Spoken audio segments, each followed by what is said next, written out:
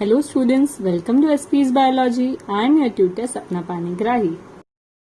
So students, today we will be learning sexual reproduction in plants part 3. Course overview में आज हम क्या क्या कवर करने वाले हैं. Development and structure of male gametophyte.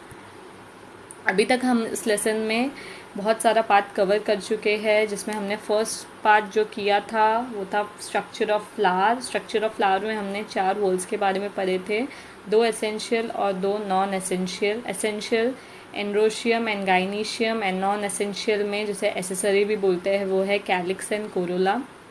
Essential world के बारे में बात करें तो जो एंड्रोशियम है, जो मेल रिप्रोडक्टिव ऑर्गन है फ्लावर का, उसमें हमने एंथर और फिलामेंट के बारे में पढ़ा था.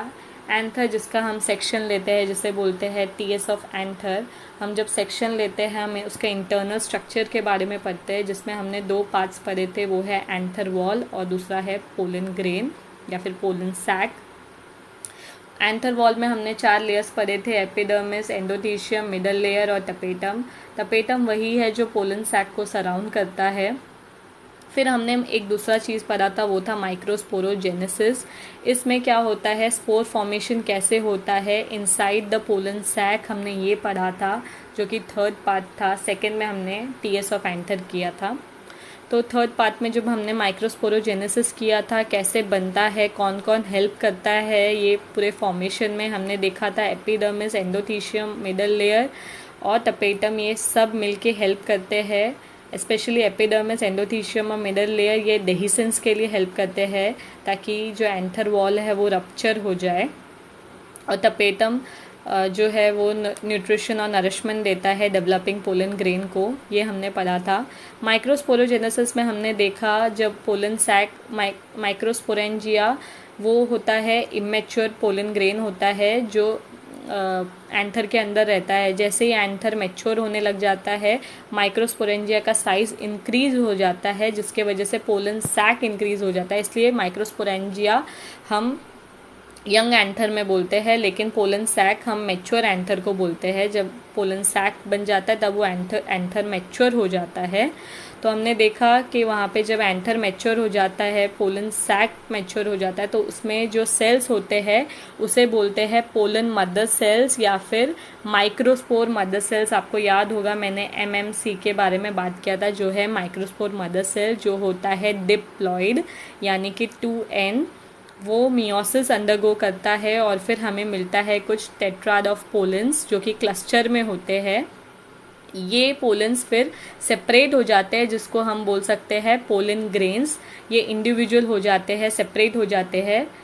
फिर हमने ये सेपरेट स्ट्रक्चर्स के बारे में पढ़ा था. हमने देखा था कि जो पोलन ग्रेन है वो कुछ इस तरह दिखाई देता है, जिसके 2 लेयर्स होते हैं, एक्साइन और इंटाइन.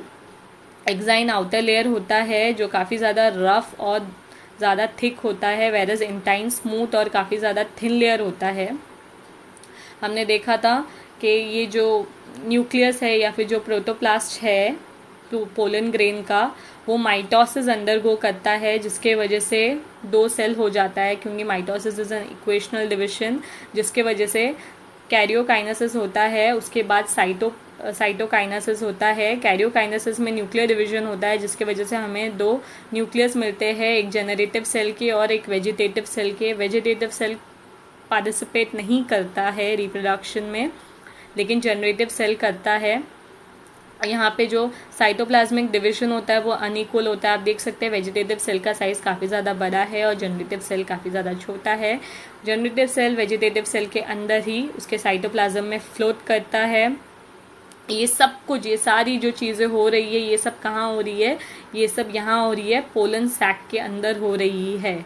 ठीक है, एंथर में हो रही है. जैसे ही पोलन ग्रेन अच्छी तरीके से मैच्योर हो जाता है, तब एंथर वॉल के जो लेयर्स है, जो है एपिडर्मिस, एंडोथीशियम, मिडल लेयर, ये कैलोस थिकनिंग के वजह से काफ़ी ज़्यादा रिजिड हो जाते हैं और यहाँ के जो सेल्स है, यहाँ के सेल्स डेड हो जाते हैं, जिनके वजह से जो ये वाला एरिया है एंथर का वो डेलिकेट हो जाता है और रप्चर हो जाता है, जिसके वजह से सारे जो पोलन ग्रेन्स है वो क्या हो जाते हैं, बाहर रिलीज हो जाते हैं. सारे पोलन ग्रेन बाहर आ जाते हैं. तो ये हमने पढ़ा था डेहिसेंस, यहाँ तक हमने पढ़ा था. अब हम जो नेक्स्ट करने वाले हैं वो है डेवलपमेंट ऑफ मेल गैमेटोफाइट। अब ये जो मैंने बताया, अगर आप फिर से इमेज को देखेंगे, पूरे इमेज को मैं इसको पार्टीशन कर देती हूँ यहाँ पे। जो first part of the diagram है, ये जो हो रहा है डेवलपमेंट पोलन ग्रेन का, ये सब बिफोर पोलिनेशन हो रहा है। पोलिनेशन मतलब जब जाता है pollen grains female reproductive organ के ऊपर मेटिंग के लिए, उसको पॉलिनेशन बोलते हैं। तो ये first part of the image में अगर आप देखोगे तो यहाँ पे जो प्रोटोप्लास्ट है वो डिवाइड हो रहा है माइटोटिकली, और हमको 2 अनइक्वल सेल्स मिल रहे हैं। एक स्मॉल जनरेटिव सेल आप देख सकते हैं, और दूसरा है वेजिटेटिव सेल मिल रहा है जो काफ़ी ज़्यादा बड़ा है, लार्ज है साइज में, जिसको हम लोग ट्यूब सेल भी बोलते हैं।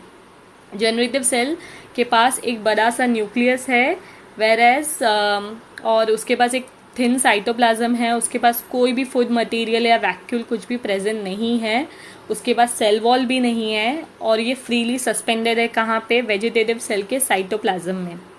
लेकिन ये जो वेजिटेटिव और ट्यूब सेल है, इसके पास एक बड़ा सा वैक्यूल भी है, इसके साइटोप्लाज्म भी थिक है, इसके पास रिजर्व फूड मटेरियल भी है, क्योंकि यही क्या करता है, डेवलपिंग जो मेल गैमेटोफाइट है उसको क्या देता है, नरिशमेंट देता है। ठीक है, मेल गैमेट को नरिशमेंट देने के लिए वेजिटेटिव सेल है, इसका रिप्रोडक्शन में कोई रोल नहीं है। एंजियोस्पर्म्स में पोलन ग्रेन्स ये रिलीज होता है 2 सेल स्टेज में आफ्टर डेहिसेंस ऑफ एंथर। ठीक है, मोस्टली 60% ऑफ द केसेस में जो होता है वो 2 सेल स्टेज में डेहिसेंस हो जाता है, लेकिन रेस्ट 40% में 3 सेल के बाद डेहिसेंस होता है एंथर का, मतलब एंथर वॉल रप्चर होता है। जैसे आप देख सकते हैं ये वाले इमेज में ये 2 सेल स्टेज है, लेकिन 40% ऑफ द केस में 3 सेल स्टेज में डेहिसेंस होता है, रप्चर होता है एंथर वॉल का। ठीक है, ये था first part of the image. Second part of the image में अगर आप देखेंगे, जो फर्स्ट पिक्चर है यहाँ पे, ये एक पिक्चर है जर्मिनेटिंग एंजियोस्पर्मिक पोलन ग्रेन का। ये क्या होता है, जैसे ही 2 सेल या फिर जैसे मैंने बोला 3 सेल स्टेज में बाहर आ जाता है, एंथर के बाहर आ जाता है, ये जाता है सीधा पॉलिनेशन के लिए।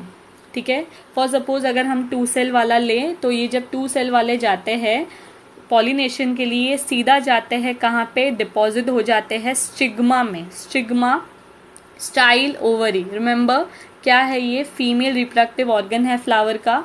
तो स्टिग्मा जो टॉप पार्ट है वहाँ पे जाके डिपॉजिट हो जाते हैं ये पोलन, और वहाँ जाके स्टिग्मा में शुगरी स्टिग्मेटिक सेक्रीशन सेक्रीट होता है, वो उसको ऑब्जर्व कर लेते हैं, जिनके वजह से इनका जो साइटोप्लाज्म है, किनका, ये जो पोलन ग्रेन का 2 सेल पोलन ग्रेन का जो साइटोप्लाज्म है उसका वॉल्यूम इंक्रीज हो जाता है।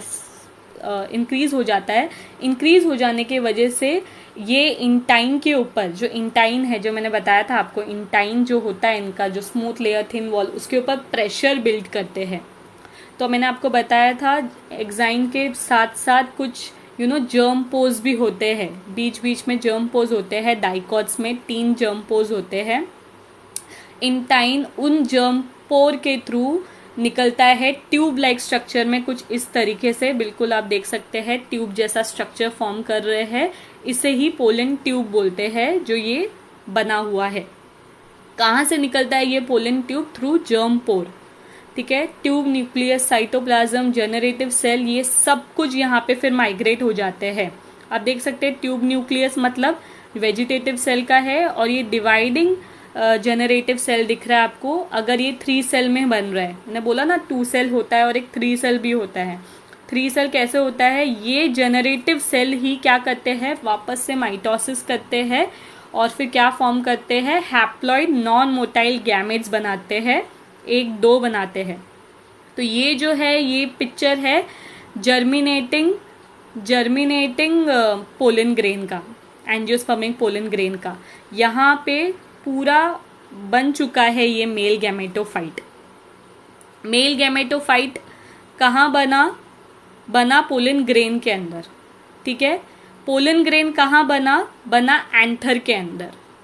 और मेल गैमेटोफाइट के अंदर क्या बना है, मेल गैमेट्स बने हैं। ठीक है, सो ये पोलन ट्यूब अपना साइज में भी ग्रो करता है, उसका ग्रोथ होता है। ये हम इन डिटेल और अच्छे से पढ़ेंगे कहाँ पे, जब हम पॉलिनेशन और जब फीमेल रिप्रोडक्टिव ऑर्गन्स भी क्लियर कर लें, तब हम इन डिटेल सारे प्रोसेस को फिर से एक बार देखेंगे। लेकिन अब फिलहाल स्ट्रक्चर में हमको क्या क्या याद रखना है। एक है मेल गैमेट्स, हमको 2 मेल गैमेट्स मिले। क्यों मेल गैमेट्स मिले? क्योंकि जेनरेटिव सेल ने क्या किया, माइटोसिस किया। और दूसरा हमको क्या मिला है, ट्यूब न्यूक्लियस। वो ट्यूब न्यूक्लियस कैसा है, डीजेनरेटिंग स्टेराइल है। स्टेराइल है मतलब इसका कोई भी रोल नहीं है रिप्रोडक्शन में, ठीक है। तो पोलन ट्यूब में क्या है, 2 male gametes and a degenerating sterile vegetative nucleus, that's it. So this is our development of male gametophyte. Revision कर लेते हैं, पूरा प्रोसेस मैंने एक सिंपल वे में लिखा है, क्या क्या होता है। First thing is microspore mother cell, मतलब मैं माइक्रोस्पोरोजेनेसिस से स्टार्ट कर रही हूँ। डिप्लॉयड होते हैं वो टेट्राड माइक्रोस्पोरेंजिया जो हैप्लॉइड है, क्लस्टर के 4 सेल्स बनाते हैं।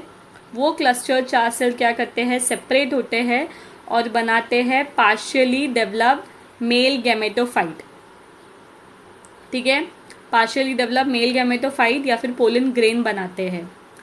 ये 2 सेल पोलन ग्रेन या फिर 3 सेल पोलन ग्रेन बन जाता है तो फिर क्या होता है, उसका डेहिसेंस होता है। क्योंकि लोग मैच्योर हो गए तो एंथर भी ज़्यादा मैच्योर हो गए तो डेहिसेंस होता है एंथर वॉल का।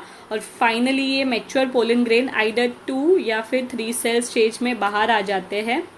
आफ्टर पॉलिनेशन जब वो स्टिग्मा पे जाके गिरते तो उनका शुगरी सेक्रीशन ऑब्जर्व कर लेते हैं, स्टिग्मेटिक सेक्रीशन, और फिर जर्मिनेट हो जाते हैं, पोलन ट्यूब फॉर्म करते हैं with the help of intine और जर्म पोर के थ्रू बाहर आते हैं। और उस जर्म पोर के थ्रू जो ट्यूब बाहर आता है उसमें male gametophyte generative cell mitosis करता है, 2 सेल बनाता है। 2 सेल बना के वो ट्यूब के थ्रू अंदर आ जाता है। साथ ही जो डीजेनरेटिव ट्यूब न्यूक्लियस है वो भी आ जाता है ट्यूब के थ्रू, और हमें फाइनली हमारा क्या मिलता है, हमें फाइनली हमारा गैमेटोफाइट मिल जाता है। In my next video, we will start with the structure of mature anatropous ovule. Thanks for watching guys. Please like, share and subscribe to my channel.